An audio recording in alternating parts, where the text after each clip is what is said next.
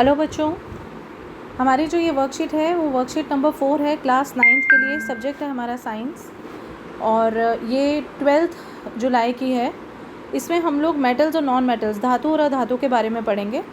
आपको मालूम है बेटा कि दो तरह की प्रॉपर्टीज़ होती हैं, एक होती है फ़िज़िकल प्रॉपर्टीज़ और एक होती है केमिकल प्रॉपर्टीज़। फ़िज़िकल प्रॉपर्टीज़ वो होती हैं जो कि हम लोगों को फ़िज़िकली दिखाई देती हैं, जैसे रंग, रूप, कलर वगैरह, ये सब चीज़ें, हाइट, ये सब फ़िज़िकल प्रॉपर्टीज़ में आ जाती हैं। केमिकल प्रॉपर्टीज़ वो होती हैं जिसमें कि केमिकल रिएक्शंस इन्वॉल्व होते हैं। ठीक है, तो हम मेटल्स और नॉन मेटल्स के बारे में आज पढ़ेंगे। मेटल्स के जो प्रॉपर्टी है, उनकी फ़िज़िकल प्रॉपर्टी में एक प्रॉपर्टी आती है जिसको हम कहते हैं डक्टिलिटी। डक्टिलिटी का मतलब ये है कि हम मेटल को थिन वायर्स में खींच सकते हैं। अगर आप किसी मेटल को, आपके पास सोने की चूड़ी है, उसको आप दबाओगे तो वो दब जाएगी, और उसको हल्का सा गर्म करके उसको लंबा खींचोगे तो उसमें स्ट्रेचेबिलिटी होती है, तो उसको पतली तारों में बदला जा सकता है, जैसे कि कॉपर की वायर्स आपने देखी होंगी। तो इस प्रॉपर्टी को क्या हम कहते हैं? डक्टिलिटी। मेटल्स की एक और प्रॉपर्टी है कि उसको पतली शीट्स में ड्रॉ किया जा सकता है। ये देखो, ये जो जैसे कि एल्यूमिनियम फॉयल होती है, आपने देखा होगा, मम्मी उसमें खाना देती हैं आपको, तो ये इसी वजह से है क्योंकि एल्यूमिनियम एक मेटल है और इस प्रॉपर्टी को हम कहते हैं मेलेबिलिटी, कि it can be beaten into sheets. इसको चादरों के रूप में बिछाया जा सकता है। सिल्वर फॉयल हो गई, जिसमें गोल्ड की ज्वेलरी हो गई, उसकी परत भी बन जाती है। आपने देखा होगा सोने के जो है बिस्किट भी मिलते हैं, पतले पतले पापड़ टाइप भी मिलते हैं। तो ये सब क्योंकि ये एक धातु हैं और इसकी प्रॉपर्टी को हम कहते हैं मेलेबिलिटी। और मेलेबिलिटी को हिंदी में अघार्तवर्णीयता कहते हैं। जो हिंदी मीडियम बच्चे हैं, अघार्तवर्णीयता कहते हैं। ठीक है, और डक्टिलिटी को तन्यता कहते हैं। क्या कहते हैं? तन्यता। तो ये हो गया। फिर है कि मेटल्स जो हैं वो सुचालक हैं, they are good conductors of heat and electricity. ठीक है, मतलब they allow the heat and electricity to pass through them, और उनकी खनक भी होती है, तो इस प्रॉपर्टी को हम सोनोरस कहते हैं। और नॉन मेटल्स में ऐसी कोई प्रॉपर्टीज़ नहीं होती। अगर हम केमिकल प्रॉपर्टीज़ की बात करें तो मेटल्स जो हैं वो एसिड्स के साथ रिएक्ट करके सॉल्ट और हाइड्रोजन गैस निकालते हैं, और जब हाइड्रोजन गैस निकलती है तो पॉप साउंड की आवाज़ आती है, जबकि नॉन मेटल्स ऐसा कुछ नहीं करते। इसको मैं एक्सप्लेन करना चाहूँगी। जैसे सपोज़ एक मेटल है सोडियम मेटल, उसको अगर हम किसी एसिड के साथ रिएक्ट करें, जैसे मैंने इसको रिएक्ट करा है हाइड्रोक्लोरिक एसिड के साथ, तो हमारे पास क्या बन जाएगा? NaCl plus H2 gas. ठीक है, तो ये एक केमिकल प्रॉपर्टी है इसकी, कि जो मेटल्स हैं, all metals, they react with the acids to form the salts and they form the hydrogen gas, और जो हाइड्रोजन गैस लिबरेट होती है वो पॉप साउंड के साथ होती है, जबकि ऐसी कोई प्रॉपर्टी नॉन मेटल्स नहीं दिखाते। फिर है कि मेटल्स जो हैं रिएक्ट करते हैं ऑक्सीजन के साथ। सपोज़ हम लोग सोडियम ही ले लिया हमने, उसको हमने ऑक्सीजन के साथ रिएक्ट करा, तो ये क्या बनाते हैं? Metallic oxides. क्या बनाते हैं? Metallic oxides. ठीक है, जो कि बेसिक इन नेचर होते हैं। बेसिक इन नेचर का मतलब वो बेसिक एसिडिक और बेसिक दो होते हैं ना। जो एसिड होते हैं वो क्या करते हैं? ब्लू लिटमस को रेड करते हैं, और जो बेसिक होते हैं बेटा वो रेड लिटमस को ब्लू करते हैं।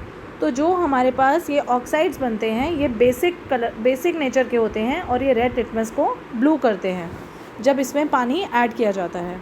ठीक है, नॉन मेटल्स है जैसे कि सल्फ़र हो गया, ये ऑक्सीजन के साथ रिएक्ट करता है। नॉन मेटल्स क्या बनाते हैं? Acidic oxide. ठीक है, ये क्या बना देता है? SO2।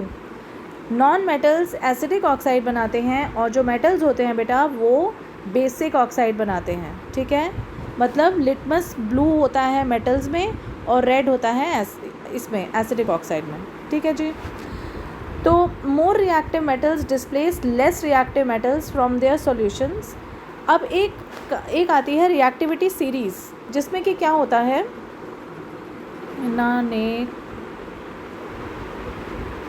ऑल्टोजेन, ये ना एक तरीका होता है याद करने का, मैं बच्चों को हर साल यही करवाती हूँ। करीना ने कार मांगी ऑल्टोजेन फरारी, फिर उसके बाद बीच में फिर मतलब ये पूरी एक रिएक्टिविटी सीरीज़ होती है जो मैं कि नेक्स्ट क्लास में समझाऊंगी। मतलब इसमें सिर्फ मुझे ये समझाना है आपको कि जो मोर रिएक्टिव मेटल होता है वो लेस रिएक्टिव मेटल को अपनी जगह से डिस्प्लेस कर सकता है, लेकिन जो लो रिएक्टिव होता है वो अपने हाई पोजीशन को डिस्प्लेस नहीं कर सकता। ठीक है, अभी के लिए आपने सिर्फ इतना ही पढ़ना है कि जो ज़्यादा रिएक्टिव मेटल्स होते हैं वो लेस रिएक्टिव मेटल को डिस्प्लेस करते हैं, जैसे कि आयरन है वो कॉपर को डिस्प्लेस कर देता है। बाकी रिएक्टिविटी सीरीज़ भी आएगी, अभी इसी चैप्टर में आगे आएगी, तो आपको अच्छे से टिप भी दे दूँगी कि क्या आपको बोलना है, तो आपको 5 मिनट में याद हो जाएगी वो, ठीक है। चलिए नेक्स्ट है use of metals and non metals.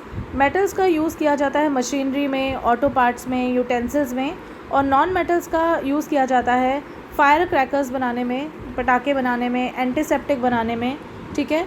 Gases in atmosphere, जो एटमॉस्फेयर में वायुमंडल में गैसेस होती हैं वो भी नॉन मेटल्स मतलब नॉन मेटालिक होती हैं।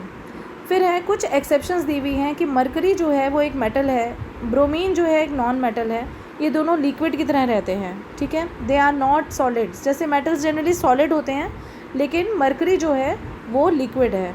नॉन मेटल्स जो होते हैं वो सॉलिड फॉर्म में, मतलब ये जो ब्रोमीन है वो ये एक ऐसा नॉन मेटल है जो कि लिक्विड फॉर्म में है, ओके। फास्फोरस जो है वो नॉन मेटल है लेकिन वो पानी के साथ अच्छा खासा रिएक्ट करता है।